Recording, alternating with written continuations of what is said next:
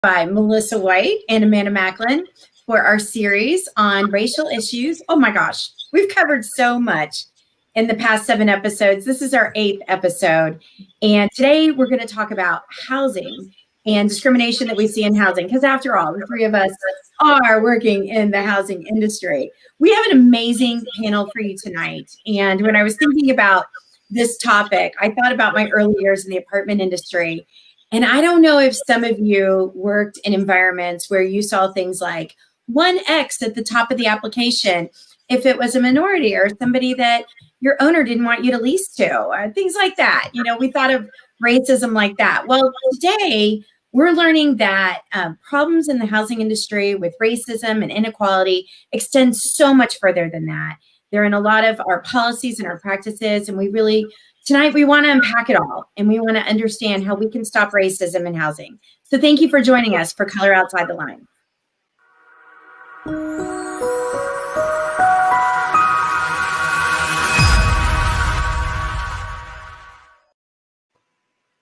All right. So last week we did not do good news, and we're back to it. So we have a couple of weeks worth, but I just wanted to share a couple of things that really stood out to me recently. On July 15th, Cedars Memorial Gardens in Minola, I believe it's Minola, Texas, a town about 80 miles east of Dallas, has finally removed a 1,200-foot fence that separated blacks and whites from being buried in the same cemetery. The removal of the fence comes after a 20-year battle to do away with it. And so I feel like the people that are buried there, the families of those people, and everyone in that town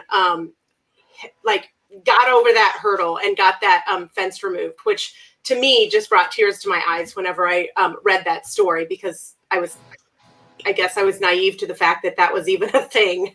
Again, I keep finding out things that I had no idea really existed in our world. Also, good news number 2, the California university system is now requiring, starting 2023, ethics studies or social justice classes to be a requirement for graduation. So that's a huge milestone. We'll drop that link in the USA Today article. My only wish is that it was required for high school as well. So maybe we'll work on that down the road. But at least California university system, and this is all of the universities in California, are making that a requirement starting in 2023. So in other good news, we found out that New Jersey is one of 21 states that actually has a new open public record ruling where they make public record of any reported cases of excessive police force. This is monumental so that we have a very clear open record where public citizens can view the records of officers and any excessive use of force of people in the community. So we hope that other states will follow suit. But good job, New Jersey, and the others that followed that example.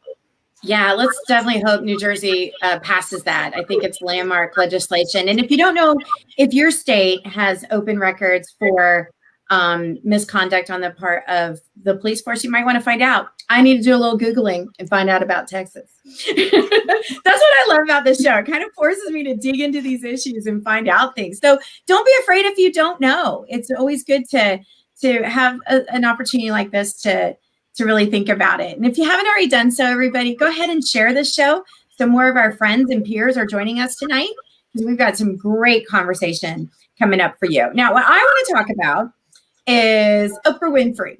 And I want to give a big salute to Oprah Winfrey. She has a magazine called O Magazine. And some of you maybe haven't noticed, but over the last 20 years, who's been on the cover of Oprah Magazine? Oprah. O Magazine? Just Oprah. Only Oprah. But why not? Because she's Oprah. I mean, come on. How many people can do that, right? But this edition of O Magazine, she changed it up and she put somebody else on the cover.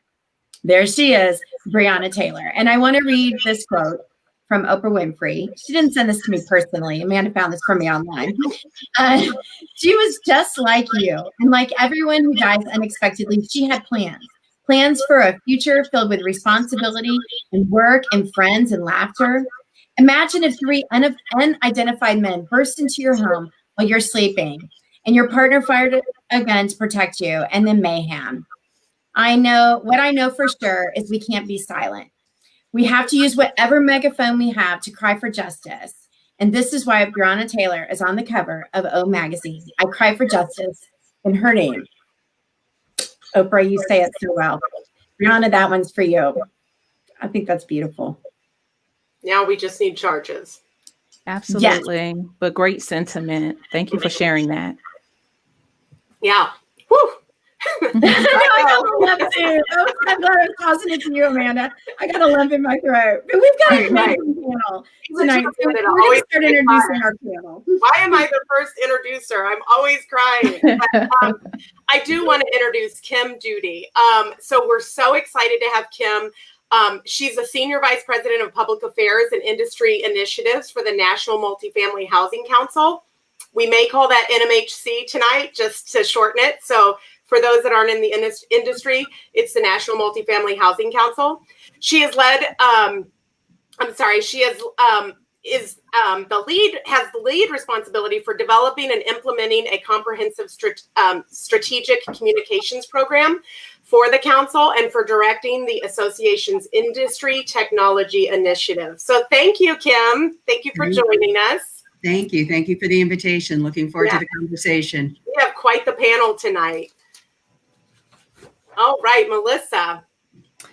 Okay, so next I want to welcome to the show Mr. David Mintz. David is since 1992. David has directed the Texas Apartment Association's Government Affairs Program.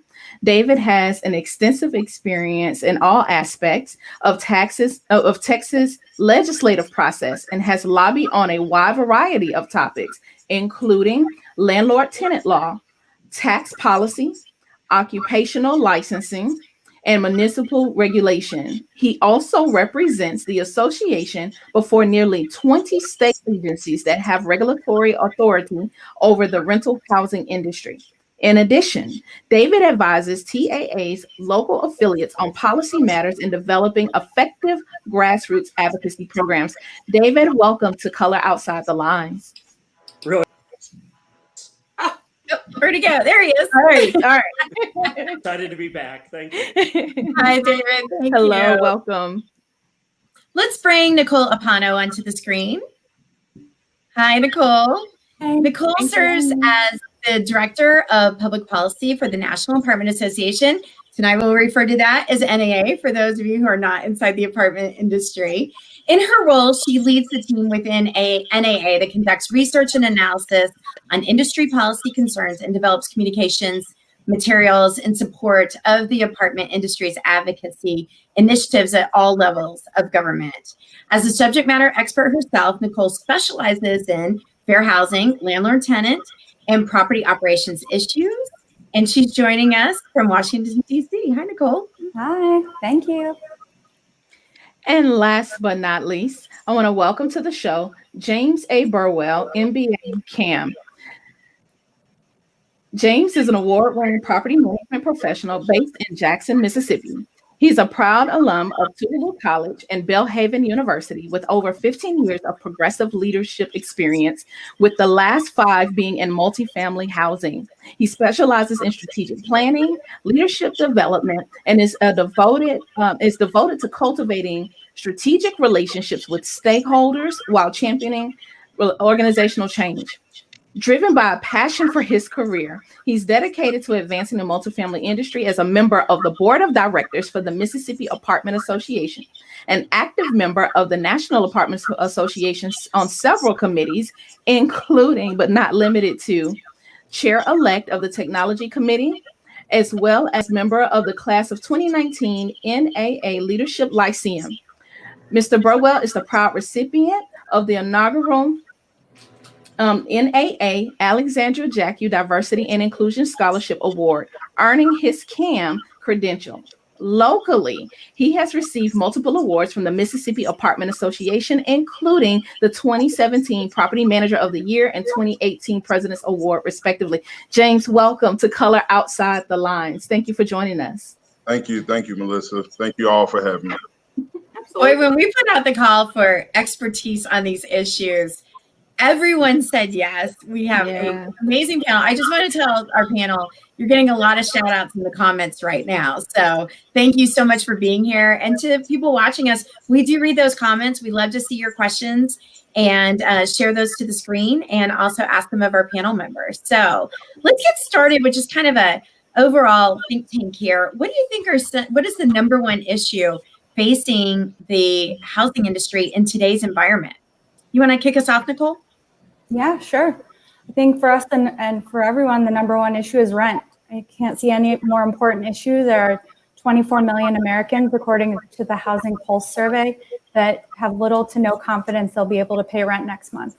And we know communities of color have been hardest hit by the pandemic, and renters across the income spectrum are in need of that boost to keep them stably housed through the crisis. So nothing could be more important than getting Congress to put robust rental assistance in that next package. And rent really feeds the economy, helps owners pay their bills. It helps keep the lights on, and it pays property taxes too. So it affects future pensions and filling potholes and everything in between. Mm-hmm. Absolutely. David, you want to add to that? Yeah, I couldn't agree more with what Nicole said. Obviously, we have a very urgent need in front of us right now, and we have a lot of people who are really worried about their housing stability. And I think all of this really brings forward a greater concern about long-term viability of affordable housing in our country. And we need to be very careful to make sure that we have good policy initiatives today that are going to set a groundwork to make sure that going into the future, housing providers are able to have enough stability to make sure that renters have a place that they can be, where they can afford, and where they can be safe. Yeah, well said. Kim, number one issue facing housing right now. Kate, when you said you were going to kick us off with that, I thought we're all going to answer the same thing. I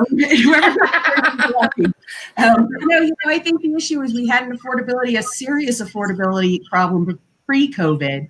COVID is certainly making it worse in numerous respects, including slowing down the production of much needed housing. But Nicole is right. The pants on fire right now is that the unemployment insurance ends tomorrow.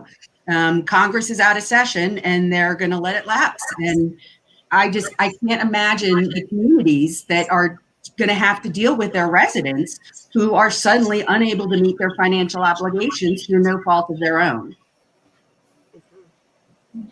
Yeah, I know the entire industry is worried about this. And just I want to hear from James, and I want to see where we are in getting support for the housing industry. So we'll move on to that in a moment, but I want to hear James' comment. Okay, well, at the risk of repeating what's already been said, I would agree that rent is definitely an issue, but I want to raise attention to a topic that's quickly approaching. As many schools are about to return, many districts are deciding to commit to a virtual or a hybrid education, and some 7 million children live in households that are currently behind on rent. And as Nicole said, many more millions have no confidence that they can't pay rent anymore. So here we are, we're vastly approaching the start of the fall school season. And again, not only people are at risk of losing their homes, many homes are now schools. So those kids will be left behind. So that again creates a vacuum that has a disparate impact on communities of color. So I think, rent is at the top, but again, it affects so many other things. So very well said. So our panel, you all have been devoting so much of your time, probably since March, to getting support for the rental housing industry and the stimulus package. Can you give us any news? Or how close are we to getting some further action? Sure, I can start us off. So I think we probably anticipate some movement, maybe second week of August. As Kim had mentioned, the House is supposed to be out of session end of this week, Senate end of next week, but they've all been told, don't think you're going home anytime soon. We need to get something done here. So That's probably what we anticipate. We're really hopeful that they can come to some consensus, taking the HEROES Act, which represents the House's priorities, and the HEALS Act, which represents the Senate's priorities, and try and find some common ground there to hopefully get rental assistance or some extension of unemployment insurance in that next package. Yeah, and Kate, it's been our priority since day one. We knew that even with the $600 additional unemployment insurance, that still leaves people in high cost areas with not enough resources to pay their rent, cover their food. And now a lot of them are unemployed. So they also have medical or insurance costs that they're looking at. And I would encourage anybody on this call to go to our website or to go to NAA's website. We both have a grassroots alert out where we're asking you to reach out to your elected official and explain that rental assistance is absolutely critical at a time when housing means health.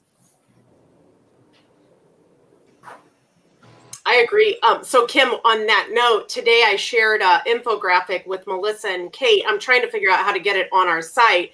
But it talks about how rent is out of reach really for people that are working full time. And I have the graph that tells me how much somebody would have to make per hour to live in a sustainable average 2-bedroom rental home. And it blows my mind. I mean, like, for example, in California, you need to make $35 an hour, 40 hours a week to be able to afford rental housing. I was a single mom at one time. There's no way in hell that would have ever been something that I could have afforded, let alone a pandemic going on. So I do think, like you guys said, that prior to this pandemic, we already had an affordable housing issue. And now more than ever, I don't know how people are going to do it.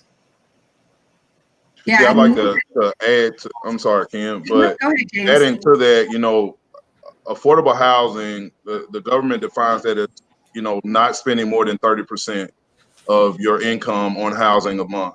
In Mississippi, we had a study that came out where, just to have a similar 2-bed, apartment, you're looking at over $14 on average per hour. And that's at 40 hours a week. So many jobs available here, you don't make that. I mean, nowhere near that. So, I mean, the additional $600 a week, that was a temporary fix, but we put a Band-Aid on a hole, and it's quickly run out, and we're out of time. So we've got to do something. Yeah. I think one of the good things is through all of this, more light is being shown on the true expenses that Americans have, with housing being their highest bill. I think that's a good time to segue to the eviction moratorium. I know this is heavy on the minds of a lot of property managers and owners across the country. Looks like it's probably going to be extended. What are we looking at? Yeah, right now it's just crazy. I think, if you talk to our lobbyists who, all of them have at least 20 plus years experience on Capitol Hill, they've never seen anything like this, where the Republicans can't even decide themselves what their package is going to be, and that they would actually need the Democrats to come over to pass something. But the eviction moratorium is very much a major topic of conversation, and there are segments of Congress that think that will solve the problem, and convincing them that it does nothing to actually address the issue of rent. All it does is kick the can down the road, right? So the rent is still going to accumulate. There's no way most renters are going to be able to afford multiple months of back rent. It also doesn't help the property owners. So, you think about a property owner, $1 of rent, most of it, everything but 9 cents of it goes to paying mortgage, payroll, property taxes. So if those properties aren't getting rent, how are they going to keep maintaining their properties? They've got increased costs now because they're doing more maintenance. They've got people living there 24/7 in a way that they didn't used to have. I just think Congress is not understanding the domino effect of thinking that just an eviction moratorium solves it. And yet it keeps being a conversation topic. Kim, I want to say that we shared the dialogue that NMHC has provided for having these conversations on the Color Outside the Lines Facebook wall. It's also on mine as well. And it outlines in greater detail what Kim just mentioned. And I think that a lot of us are having those conversations, and having that information armed in our knowledge bank would be very helpful. Well, and Kate, I'll tell you, so yesterday we issued two resources for our owners anticipating that the unemployment insurance would end. And the first was some eviction mitigation techniques. And so we want our owners to think maybe a little differently than they would have otherwise. And, you know, even with the federal one lapsing, there are still state and local moratoriums, but we think it's, you know, we're really all in it together. So we're asking our owners to reconsider what maybe their standard operating procedure would be in the case of an eviction. And we've offered some, like I said, some eviction mitigation techniques, and they're on our website. The other thing that we produced is a customizable template that identifies sources of rental aid through other organizations than the federal government. So it is something that property owners we've identified the federal resources for rental aid, food assistance, employment assistance, and then there's a place where folks can add if there's some kind of a local program or local food banks. But we really just want to, you know, we're all in it for the renter. They're our customer. They're the base of this business, and they're hurting. And so we're really trying to think outside the box and how do we help them? And Kate, what we found really important in talking to Congress is just educating them on all the good works that owners are already doing. I don't think that ever makes the news, you know, all of the times that owners work with United Way and make sure they connect them with resources. That's really helped prevent eviction, not only with what Congress has done so far, but all the good efforts that they've done. And if you really think through, unfortunately, Congress isn't really thinking through the ultimate consequences of a long-term moratorium. And that really ultimately puts the solvency of those properties at risk and puts entire communities at risk for displacement. So we want to try and educate Congress on that's not the answer. What the answer is to keep people safely housed during this crisis is renter assistance. And, you know, eviction has always been treated as a very last resort. I've never known an owner who has wanted to move forward with an eviction unless it was absolutely necessary. The interesting thing here is virtually every other disaster that I've ever seen, the first response has always been, how do we get rental assistance into people's hands so that they have the resources they need to stay in their houses? And, you know, unfortunately, going the direction of the eviction moratorium, while it may be well-intended, just as Kim was saying, really is only kicking the can down the road. If we're going to create stable housing and make sure that there is an adequate supply going forward, we need to make sure that there's rental assistance available so renters can meet their obligations and owners can meet their obligations as well. I would agree. I mean, the eviction moratoriums are a momentary fix, and that's one thing I think that's been consistently said. And, you know, without lasting rental assistance, you know, one, you're looking at tenants who were having issues affording rent from the beginning. So continuing to accrue debt month after month while an eviction moratorium goes on without having a remedy for those residents or for those owners, then we're left with a pile of debt and no one wins. No one's happy. You know, so the tenants get evicted, the owners can't meet their obligations, and, you know, it's just a terrible, terrible consequence. Okay, now I want to stir the pot just a little bit. As an owner operator, we've been talking about some of the unintended consequences of this eviction moratorium, and in the investment circles and the lending circles, there's some weak knees. People are worried. Are we going to continue to see the investments that we need to be made in our industry if if the government can just that easily and that quickly take away our ability to evict? Because we know that there are people who are taking advantage of the situation where we're doing the best we can to vet out those who need assistance right now. There are still people that are trying to take advantage of it. So I want to talk a little bit about the unintended consequences and really where this could lead to. Well, I think you can look at LA. It has a 12-month eviction moratorium, and it's one of the areas in the country that consistently is showing lower rent collections than the rest of the country. yeah, it does create some moral hazard there. And we've heard from some of our owners who are very proactively, if they're in jurisdictions where eviction moratoriums have ended, they're very proactively reaching out to their residents, but some of them are just ghosting them.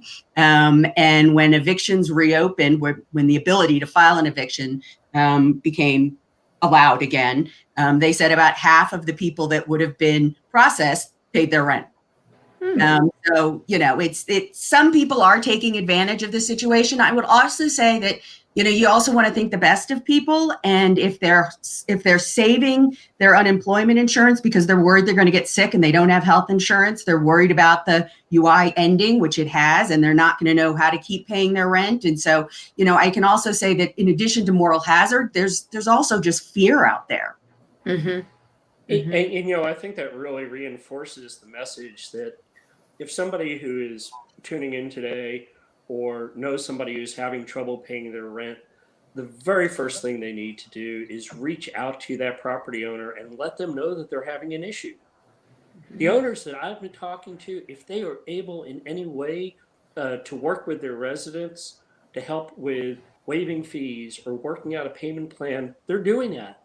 In some cases, it may not be possible, but if it is, they're trying to do that. And if not, as Kim said, there may be opportunities to direct them to rental assistance resources out there that maybe the renter is not aware of themselves, and that they can be in a situation where they can help them out. In terms of unintended consequences, I think, unfortunately, that very small percentage of folks that we're hearing about that are ghosting owners and are not responding to requests to find out what is happening or who are outright refusing to pay aren't thinking about the fact that when they're not paying, not only is it hurting the owner, but it's hurting their fellow residents. It's taking away money from being able to run that property, to take care of maintenance and other capital expenditures that are needed to allow the owner to pay their vendors and to pay their employers, and taxes that are so important to making sure, particularly at a time when revenues are down, to make sure the communities are able to meet their greater needs. And speaking of kicking the can down the road, that's how we ended up in this housing affordability crisis in the first place. I think Amanda talked about you can't find in many jurisdictions, you can't afford a 2-bedroom making minimum wage. And that's really caused by that supply-demand imbalance and not building enough housing. And, you know, we've seen that potential problem with, and Kim talked about LA, but if they were to take the HEROES Act route with a 12-month eviction moratorium, that really doesn't help the situation. A lot of developers are just kind of sit on their hands and not want to get any skin in the game with no real end in sight or this much instability at the moment. So we really need to encourage more development, not less. Yeah, and to your point, Kate, you know, when investors can't predict, if they can't predict what the rents are going to be, you're clearly going to see a drop in investment, even though multifamily remains a prized asset class. But the other thing is that COVID has slowed down construction. In some places, there were moratoriums. In other places, there was just fear of going on the job site, and there were pauses in construction. Because they wanted to improve safety protocols. But now we're seeing, and an MHC survey has shown, people are pulling back on projects. And they're saying, I'm not sure they're viable. And our research with NAH says that we need 328,000 units a year. We've hit that mark 3 times in the last decade, or 20 years. And so the idea that we're going to pause construction now, it really just means 3 years from now, we're going to be in a really hurting place, the same way we were after the Great Recession when starts fell to 97,000. Well, I would love to build those apartments. I'm just going to put that out there. I love my role as a developer. I truly do. But one of the things that I've learned is how hard it truly is to build in many of our municipalities because of zoning, because of NIMBYism, because of costs. Land prices have shot up. Construction prices have shot up. It's difficult to build workforce housing. We're building approachable housing. My next project here in Houston that will be opening in early next year. But the way we made it affordable and approachable without a tax credit, is to skinny up the square footage. So our average square footage is 470 square feet. So we can hit the price point that we know people would want to have in this hotspot market. But I'd love to. Yeah, my dog has an opinion on it too, because she hears me talk about it all day. But I'd love to get your thoughts about how we truly solve some of our affordable housing issues. And I'm going to go on mute while my dog stops barking. I think Nicole would agree. We really are sending the message. It's regulatory reform. It just costs too much to build housing at this point. And that's assuming you can even get there. I think you're right. I think NIMBYism, I remember, our shared good friend, Doug Chasik, and I talking about NIMBYism back in the NAHB days. So 25 years ago. And he said, look, it's just racism. It's who's going to live in those properties. It's not the what, it's not their property values. It's not the crime. I mean, it's not the school overcrowding. It's racism. It is, they don't want those people in their communities until we get, and I don't know what the solution on that is. We're certainly advancing or supporting legislation at the federal level that says if you're not going to allow mixed integrated racial and income communities, then you're not going to get your transportation funding or you're not going to get your CDBG funding. You see efforts at the state level in California saying, creating by right development. But at some level, I think there has to be these carrots and sticks, because you can also put yourself in the position of the elected mayor who says, but those are my voters, right? So that he or she needs some cover that says, sorry, I don't have any choice. I have to let this community come in. And it seems like the public-private partnerships that are happening, that's really where things are actually getting done. They're not the large-scale solutions to the problem, but they're at least putting dent in this issue that really those large-scale solutions can't, because they take so much time and so much buy-in. Yeah, I think on the front end, it's the questions of looking at those regulatory costs that are contributing to making development more difficult and less affordable, whether it's land costs, whether it's the time to go through the permitting process, whether it's things like density and other issues that make it less affordable to put properties up. And then we've got to look at it on the operational side as well. I know in Texas, rising property taxes year after year, and the impact that has on the rent dollar. When we look at the cost of city fees and other costs on operations that are going up, there are some things that are out of our control. Insurance costs, as they've been skyrocketing this year, there's not that much we can do about it. It is a problem across the country. But we've got to get a handle on those other issues that are making rent less affordable for people who are just trying to get by. And doing everything we can, both on the construction side and then once again looking at that operational side as well. Yeah, I don't think people understand really when we say the cost of regulation. We did research with NAHB. It's 30% of the development cost on average, and in some areas it's as high as 43%. So, and all of those regulations are generally well-intentioned, but when you consolidate them and you say, okay, but are they important enough that we are preventing people from being able to afford their housing and food and childcare? And it's just, you've got to decide that it's a priority and figure out how to make it a priority. There's a study. And to kind of talk a little bit about the racism that exists, my company lost a zoning battle, and it's a weird story. They added a code, while we were in contract, and we had to go and get it rezoned. We thought we had zoned land. I was very surprised when I went to the city council for the zoning meeting, and we're having the discussions in the public meeting. The opposition came from the school district. And the school district didn't want those people in their school district because they have some of the highest scores in Texas. And only one council member questioned him and said, what do you mean by those people? And he singled out single moms, persons of color, immigrants. And I pointed, then I got a little sassy, and I had a screen that showed all of the foreclosures of homes in his district. And also all the homes that were available for rent that were going to be less than the rent that we'd be charging on our apartments. So there's racism happening at all levels in the housing industry that I think a lot of people don't always see. Yeah, Kate, I want to elaborate on that. I mean, racism is one of those hotbed topics, but especially here in Mississippi. I mean, we're dealing with an issue. We've got an automobile manufacturer who built a plant here over a decade ago, and municipalities that are directly adjacent to it would not allow, and still will not allow, multifamily assets in the area.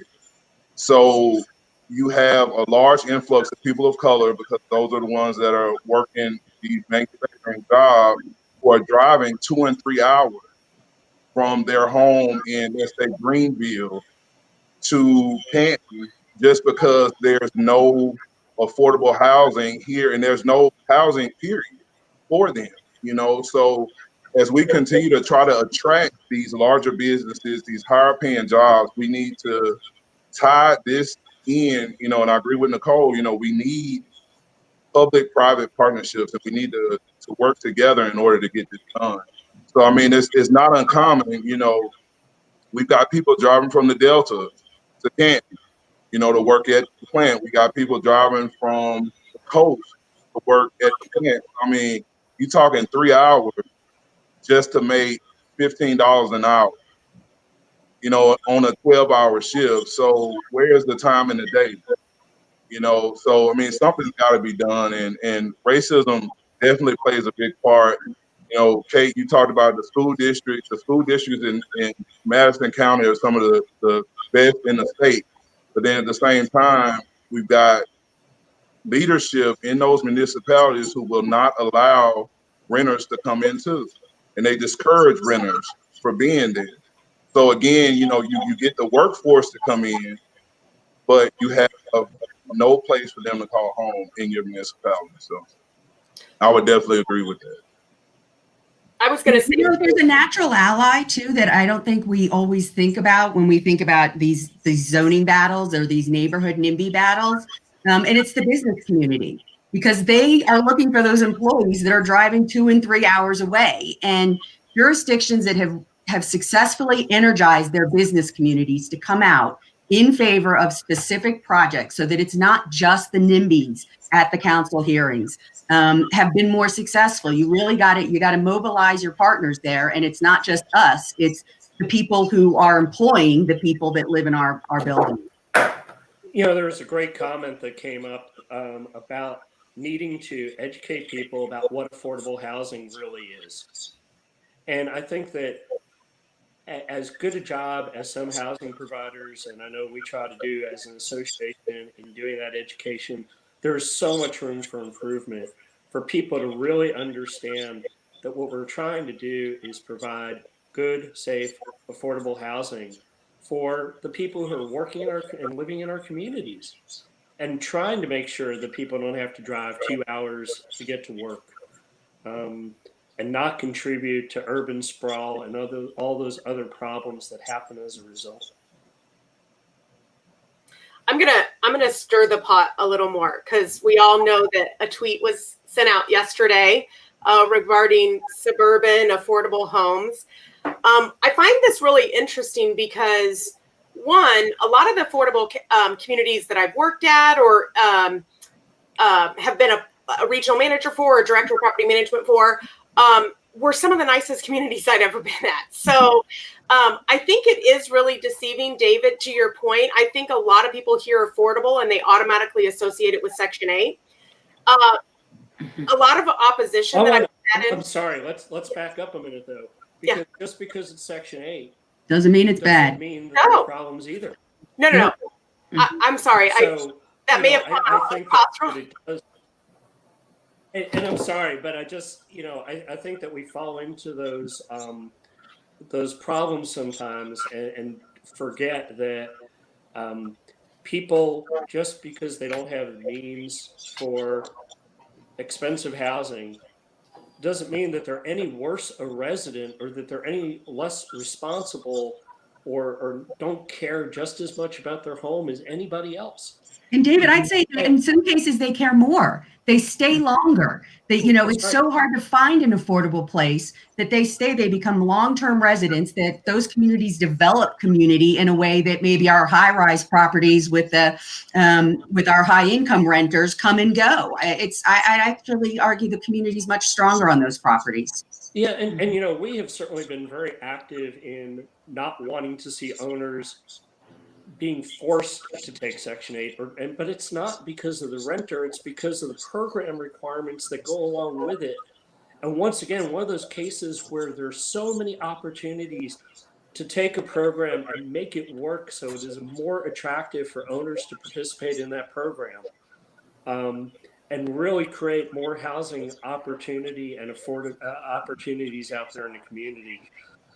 So I'm sorry to go off on that, but I just think it's really important to. I do want to explain. I did not mean that I felt that Section 8 was low income. What I'm hearing from our current administration is that those people are lazy. They're living off of the government, that type of thing. But what I have a problem with is trying to save suburbia America when there's so much gentrification going on that nobody can afford to live in metro areas either. My daughter lives in Buckhead, Georgia, or Buckhead in Atlanta, in Buckhead, and I probably couldn't afford to live there. So I'm just trying to figure out, where are people supposed to go for affordable housing if everything in large metro areas is being gentrified for our administration to also say he's going to save, or they're going to save suburbia. Like, I'm very confused and I'm very angry about how this is coming off, because everyone deserves the right to live in an affordable home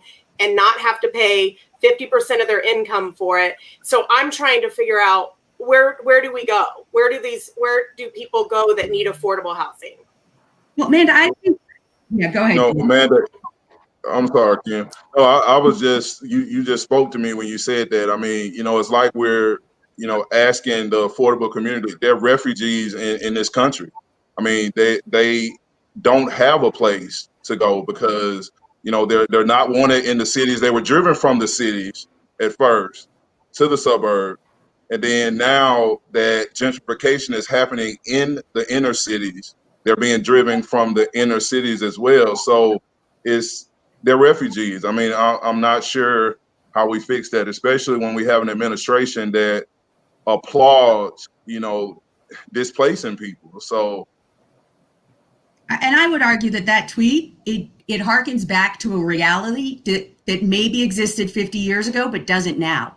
I mean, implied in that tweet was, I'm going to save your white neighborhoods, your white suburban neighborhoods. That was exactly what that tweet said. Our suburban neighborhoods are not white. They're very mixed and integrated. So they may not be as economically integrated as we want them to be because there's not enough affordable housing, but they're not white. I think that's. Yeah. But to Kate's point too, one of some of the biggest opposition is school systems. And what I don't understand is, do they not understand that apartment communities also pay taxes? Like, I'm very concerned. Like, my son, we've had a couple of shows on education. My son requires some additional assistance because he's dyslexic. And, people would feel that money is being taken. We all pay property taxes. I pay property taxes on my homes. The people in the affordable apartment communities also pay property taxes through their rent. I just think people don't understand that we're all paying into this. And it's interesting. One of the things Nicole said before, I think, really addresses this issue about looking at public-private partnerships. And, there's been a really interesting initiative in Austin with the school district in identifying parcels of land that can be used for affordable housing.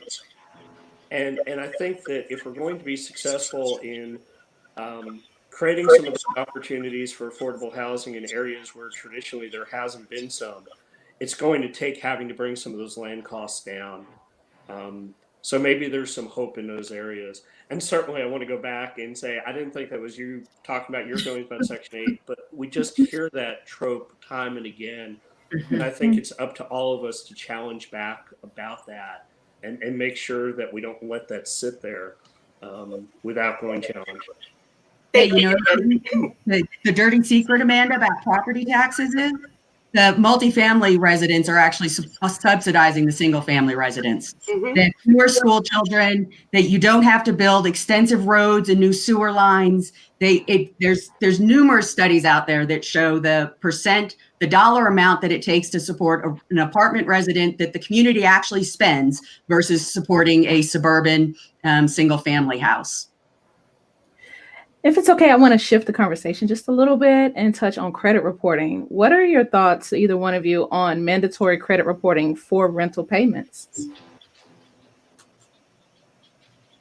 I'm going to chime in because this is one of the hot buttons that I've been talking about for weeks since we started this. And Kim and David and Nicole and James, please chime in. But one of the things that when I've been doing my reading and my research, I'm finding that it's more difficult for people of color to build their wealth, whether it's through home ownership or savings or all of that, because they don't have the generational wealth that sometimes has been passed down to others. So my problem is, and I think there's a couple of organizations out there that offer it, is why is it not required for rental housing to report good and bad rental payments to the credit bureaus, therefore allowing people that are long-term renters to build that credit?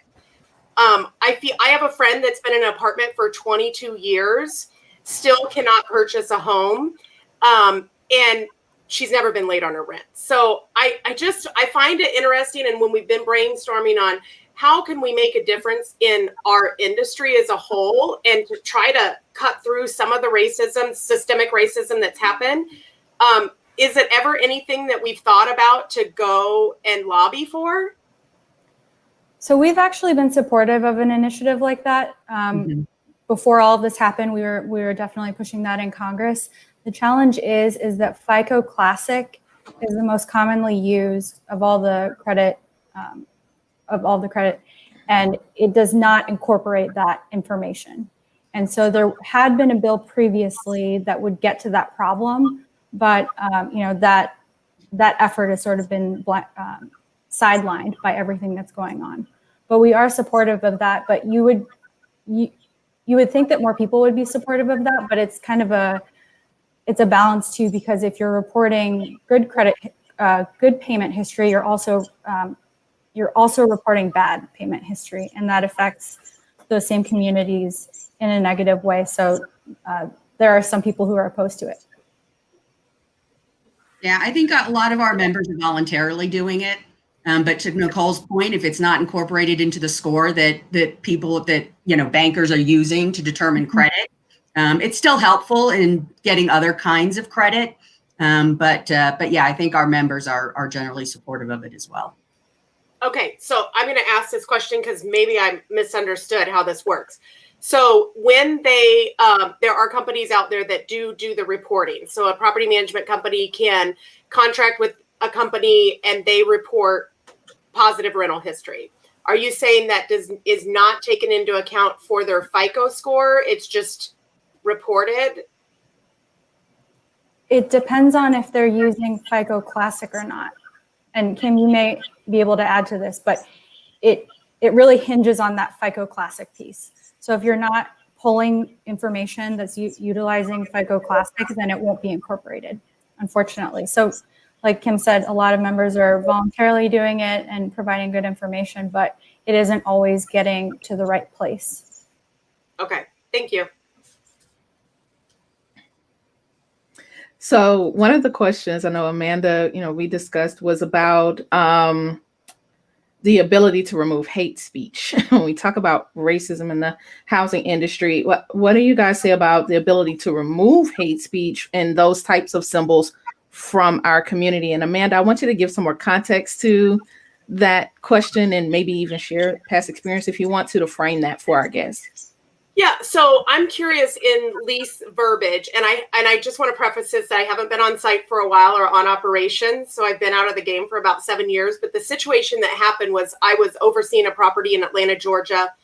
We had a resident that had a Confederate flag outside their apartment home on their balcony, and it was on the main thoroughfare. So we asked the resident to remove it, and because it wasn't an explicit clause in the lease, and it was considered freedom of speech, I was not allowed, when he called the corporate office, I was not allowed to enforce that. So I'm curious if there's anything now in leases, I know standard NAA lease or whatever, that addresses that, or situations like a barbecue Becky on a property that may decide to pull her white privilege and spew hate speech. Is there any retaliation, or is there anything that property owners can do to remove a resident that is guilty of those things, whether it's a hate symbol or speech or crime?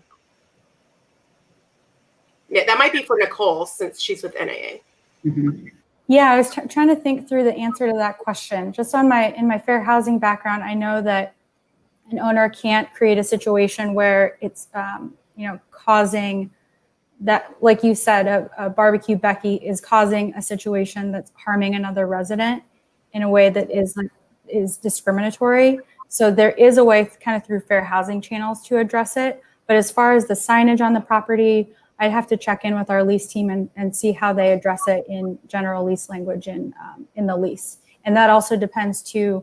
We always keep the leases up to date with federal, state, and local law. So you may have additional protections at the state or local level, maybe in cities that you can rely on as well. Thank you. I'm thinking of a couple of situations where people have been outed through social media and they've lost their jobs, or they've lost their dogs, or they've lost other things. And I'm just curious if they could ever lose their home because of the same type of action. So you can get back with me, Nicole, but I'm just. Yeah, let me through that a little more. Any of the other panelists have any thoughts on that? I mean, I think there are a couple of things. First of all, as Nicole said, even resident behavior potentially could be reason for a fair housing complaint, as I've always understood it. I think the difficulty comes with lease language when we're governing behavior is not that we can't necessarily have conduct provisions in our lease, but when we're going to pursue eviction actions, those are much more difficult to prove up. Mm-hmm. And I think so many times when we're talking about things like hateful speech or other actions, the first thing we always have to think about is how are we acting? How are we modeling behavior? What kind of culture are we creating in our communities and in our surroundings? And what can we be doing on that front? And what can we do to call out bad behavior when we see it? But unfortunately, it gets, I think it does get more difficult when we're talking about what kind of actions owners are able to take and what I'm not an attorney, but I know that anytime you're dealing with eviction actions against a resident that involves something other than non-payment of rent, it's just so much more difficult to prove up and a higher standard before the court. So it does get to be more difficult from that perspective. I think if you have the opportunity and you can non-renew the resident, or I think that might be a possible option, but especially in jurisdictions that have just cause eviction, your hands are really tied on those specific reasons for removing a resident. Mm-hmm. So let's talk zoning. I know, Kate, you touched on it a moment ago, but we're going to go a little deeper into that. How do zoning limits, impact rental housing and the unintended consequences of a municipality that they can impose on rental housing? We touched on it a bit. Any other thoughts on that? I would just say that I don't think it's unintended. There's a lot of zoning out there. It's quite intentional. You can say it's to preserve the character of the community, but and I will say that there are jurisdictions that are not actively. There are definitely places that's exclusionary zoning. communities. Berkeley, they're very exclusionary zoning. But then if you look at a place like Denver, where I live, it's definitely not intentional, but the zoning in a lot of cases, it precludes multifamily from being built. And we're seeing across the country more and more jurisdictions looking at the fact that the vast majority of their land is zoned for single family only. And as long as that's the case, you're not going to get that missing middle. And I think that's really key to our housing affordability. We're not going to be able to build high rises at new construction that anybody in the workforce is going to be able to afford. It's just that it doesn't pencil out. But that missing middle, the duplex, the triplex, the quads, those are less expensive. Start integrating those into the single family neighborhoods. You're also going to then integrate racially and economically. And I think that if we start thinking less about so when I talk about this, I say, this is not something my members are going to build. I just know that. But it's still an important part that we're really pushing out to local jurisdictions. You've got to relax your zoning, and you've got to look at how much of your land is zoned for single family only. Mm-hmm. I've developed in Houston and also outside of Houston, and we famously don't have zoning in Houston.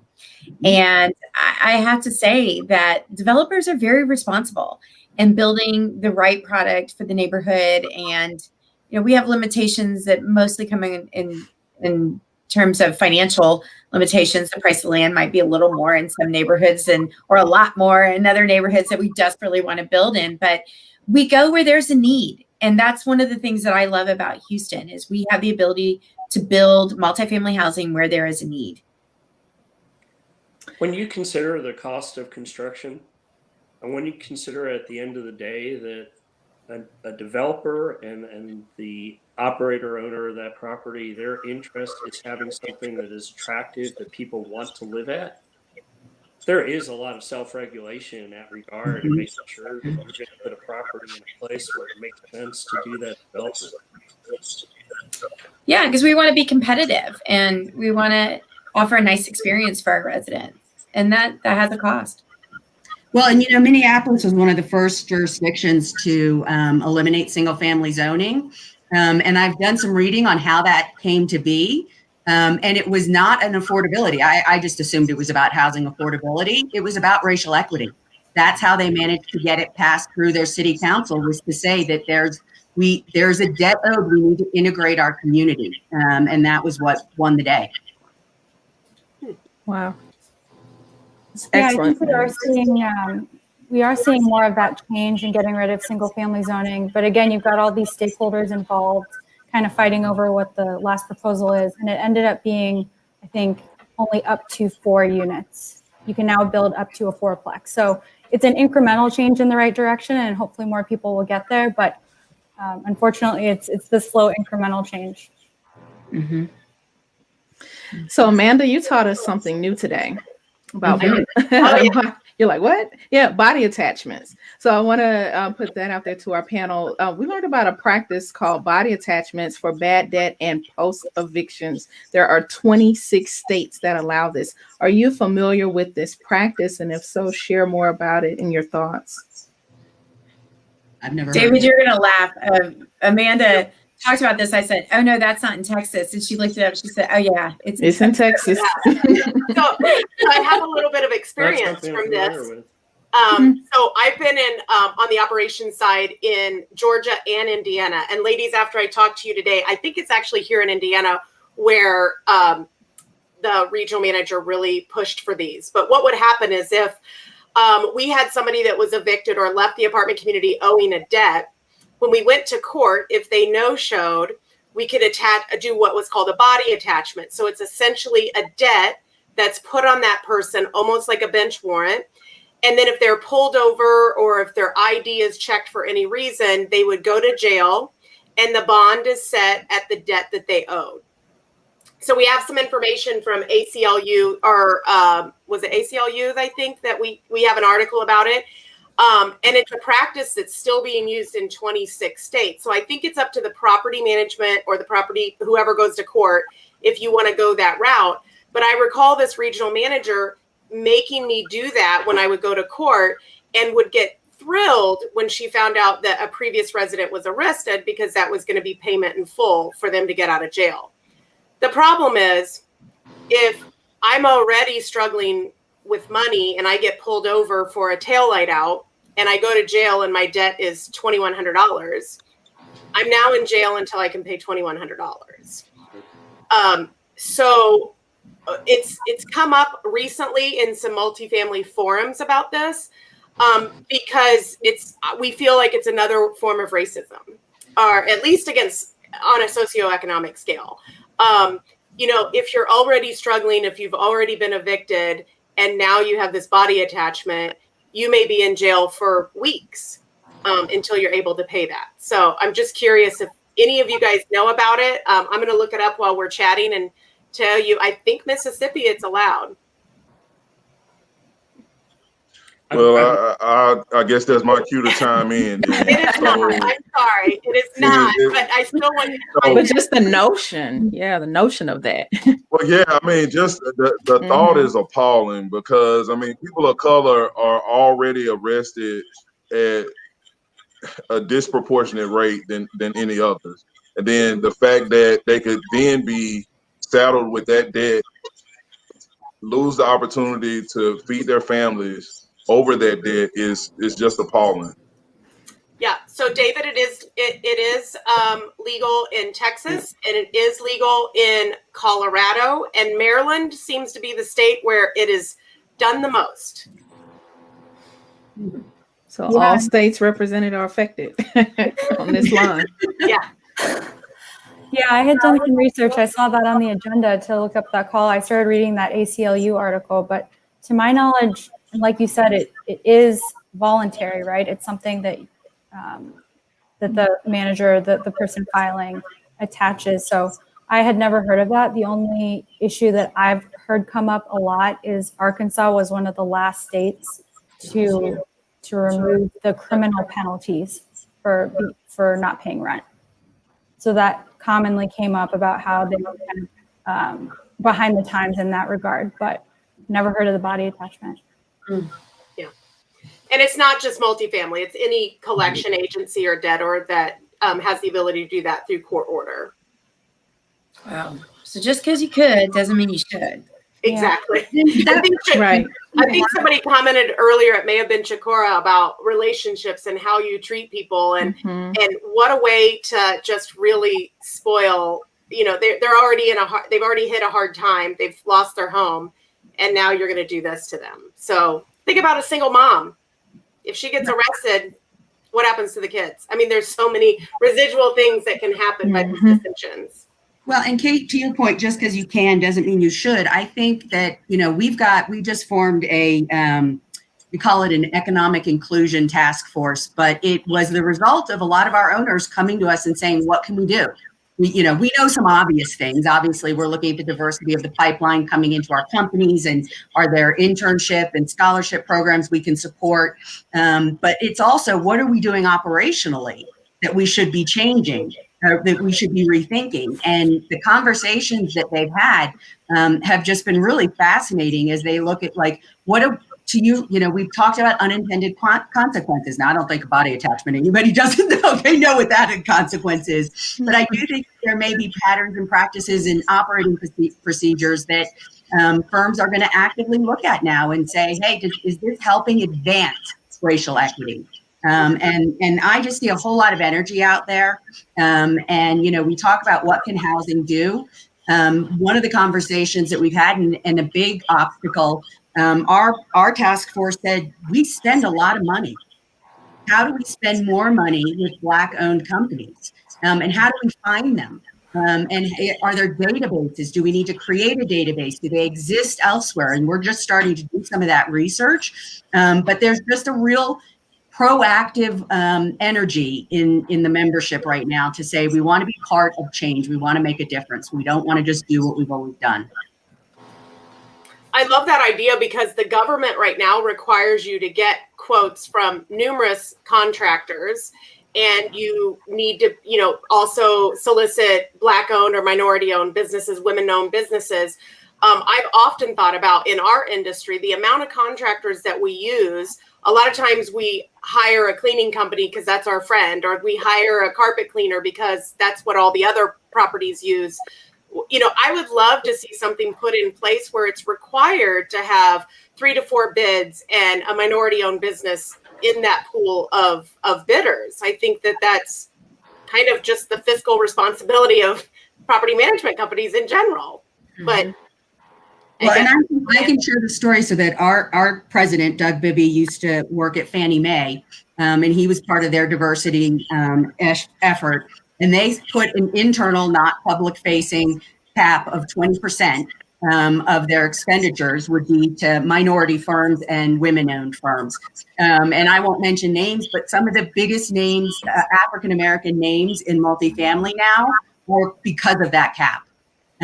So it makes a big difference. Mm-hmm. And if anybody out there knows of resources to help multifamily operators, developers, owners find Black-based owned businesses in their state, their metro, nationally, send them to me. Yeah, let's definitely get the word out. That's an important initiative for the time that we're in right now. And I think that we get a lot of attention. We just need to get the resources in front of people so that they can take the proper action.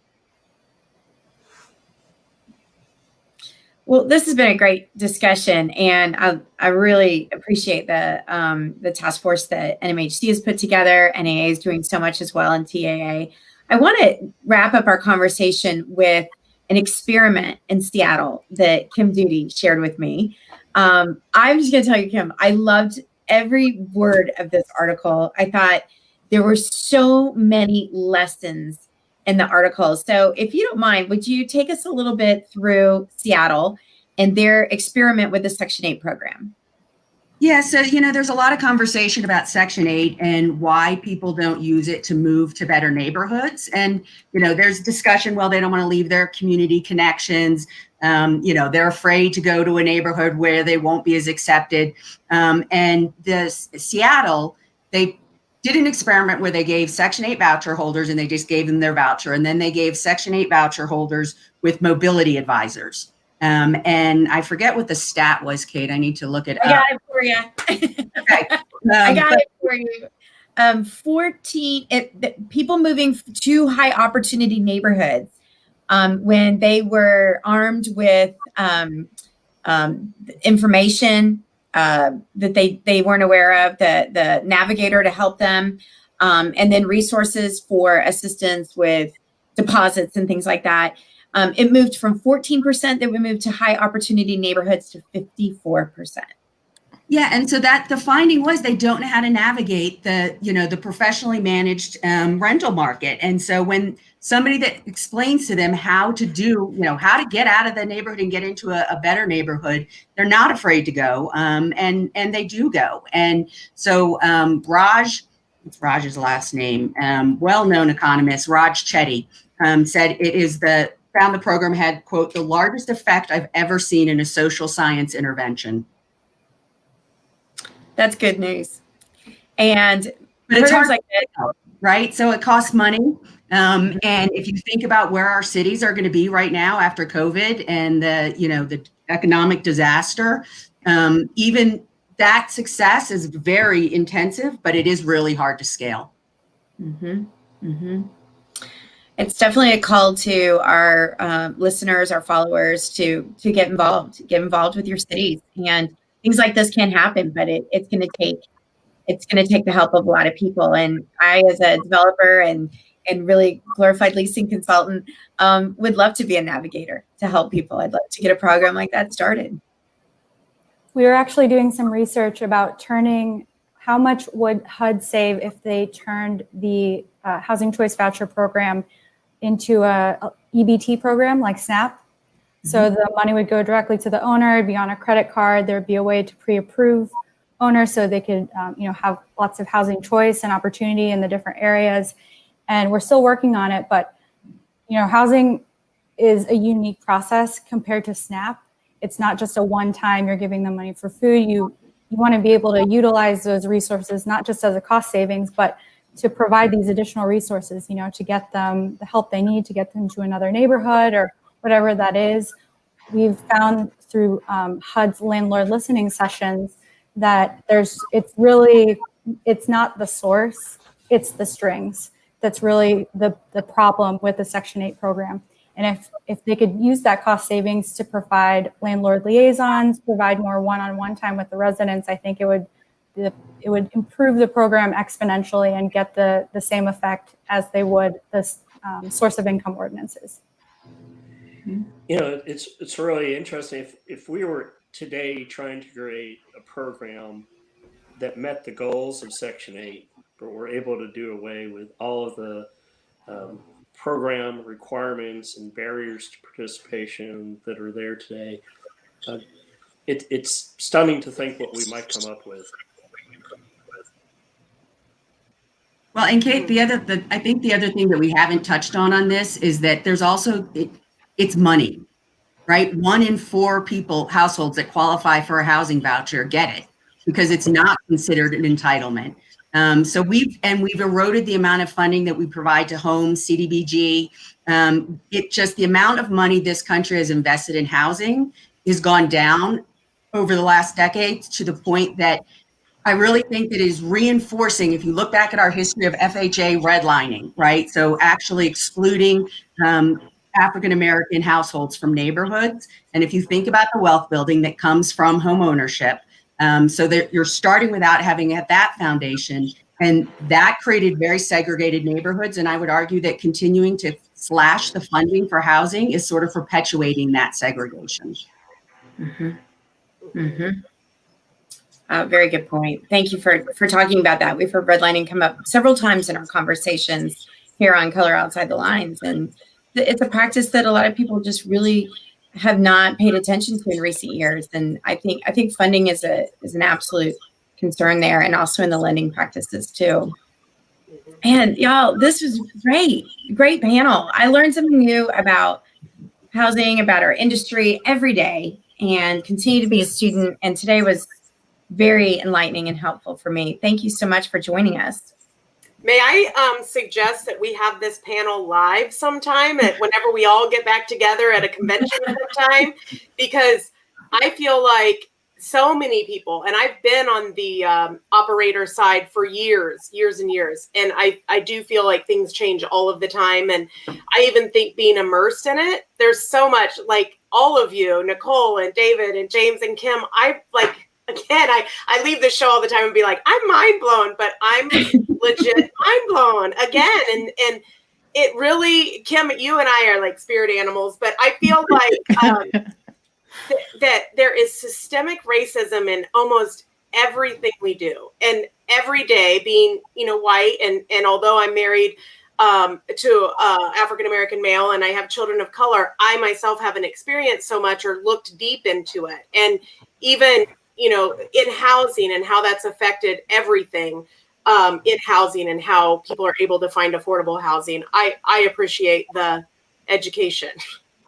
Feel so dumb again.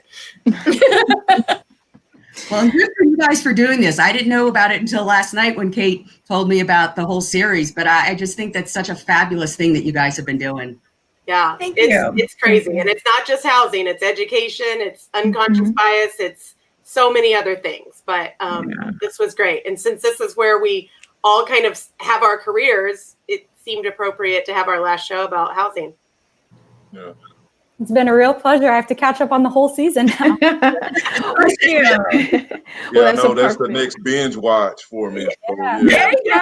There you go, James. Hey. We made it. You made it. If people binge watch your platform.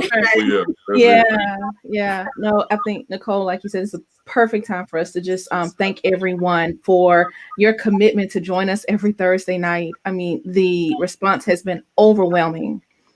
That you all chose to join us in a conversation that was difficult but necessary. We all handled it so well with grace and with love, and we really hope that you take this away. And I think, guys, we want to end with maybe the final, just the actionable things we've heard that people said they did with this information, and I think that's so fitting. So you all know, hey, this is not just information. We want it to be knowledge applied. That's our charge to you at the end of our season. But yeah, binge watch it, catch up, share. Please continue to share We will still be on this platform sharing resources, information, articles, books, maybe even go live from time to time, but we're going to collect our thoughts to bring more content to you of value. So guys, what are your final takeaways, Kate and Amanda? Yeah, so there's a few things. So just as a recap for those that stuck by us for all 8 episodes, I just wanted to give you some stats really quick. So we do have almost 1,400 followers that are following Color Outside the Lines show on Facebook.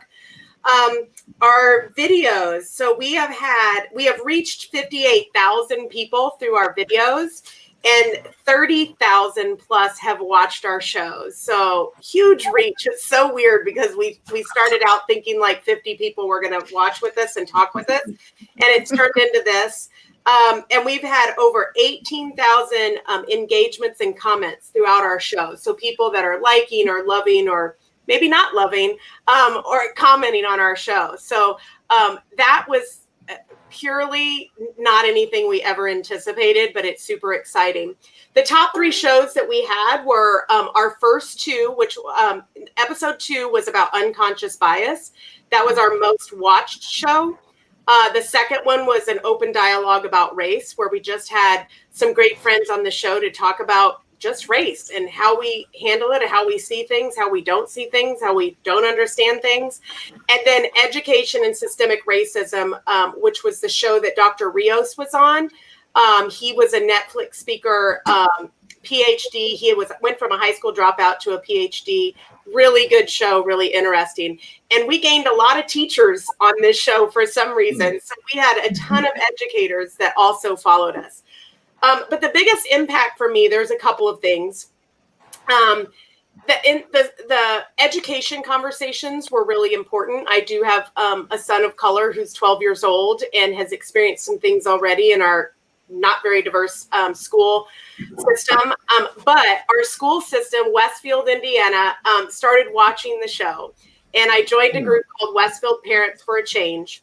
And that has spiraled into conversations with the superintendent of our school district, and hopefully will allow me and my family to get a lot more involved here in Westfield. That spiraled into somebody in that group initiating an adopt a classroom situation. And I talked about it a couple of weeks ago. And what it is we're not the most diverse school system, and the books and the libraries that they have don't have very diverse books. So somebody reached out and said, would you adopt a teacher, stock their library with books? And I did. But as I talked about it on my show, my son, who was on that episode, overheard me. And after the episode said, why do you get to adopt the classroom? I want to. So we got these little labels that say donated by Ezekiel or Zeke Macklin, Westfield class of 2026. And he is donating multicultural crayons and books to stock the libraries, and he wants his little sticker on everything, so as he goes through school and graduates, the future children will know that another student donated all of these things. So I'm super proud that not only people outside of our show have learned and been educated and started their own initiatives, but my own family. It's really impacted my son, and I'll leave it at that. If I could share, I think what is amazing to me that although we're all in and of the multifamily industry, how far wide the reach was to other areas. One of the testimonials I received this week, and I shared it with Kate and Amanda, is that a good friend of mine who's a squad leader at Lackland Air Force Base used the series in teaching her squadron diversity and inclusion. And whenever you set out and do something that's used for educational purposes, that is when your work lives on. And that's amazing to me that it's used for our armed forces and education and other sectors of the population. And so we just want to thank our guests and thank you all, our viewers, because you are the reason that it's reaching so far. So that meant the world to me to see it. Like, she sent me classroom pictures and everything of them watching this platform, and that was tremendous. It was really cool to see them in their fatigues. Yeah. And that's us on the screen. Oh my gosh. But what a testament. I mean, all the way to the Air Force. I mean, we never knew that it was going to do that. So, and I bawled my eyes out when you sent me that, Melissa. So thank you. Kate, last moment. You know, I go back to the whole reason why we started this, and it was to have a conversation that we knew wasn't always going to be easy, that we knew we had, personally, I had a lot to learn, and I'm so touched and overwhelmed every time I get a text message, an email, a direct message on Facebook, somebody reaching out saying, that was a great show. We've been talking about it in my family. We've been talking about it in my office. We've shared that. And that was our goal, was to create those courageous conversations. So to all of our guests through all 8 episodes, I want to thank you all so much for everything that you contributed, your honesty, your time, your willingness to come on. To Nicole and David and Kim and James. Tonight was a great finale for us. And I thank you so much for lending your expertise. We've learned so much along the way. And to me, anytime that we can continue to do that, to share, to educate, but show everybody how having these conversations leads to progress. And I think down the road, we will continue to see that progress. So I want to say thank you to everybody for joining Color Outside the Lines. We have so many resources from tonight's program that are already up on the Facebook page. We'll continue to post those. And we love to get your questions and comments even after we sign off. So thank you so much. This has been a truly amazing journey. And as John Lewis would say, if you see something that is not right, not fair, not just, you have a moral obligation to do something about it. And that's what we intend to do. Excellent sentiments. So to all of you, let's dare to color outside of our own lines and do the brave thing and do what's good. Good night, everyone. We'll see you later. Take care. Love on everyone and be safe. All right. Bye. Right.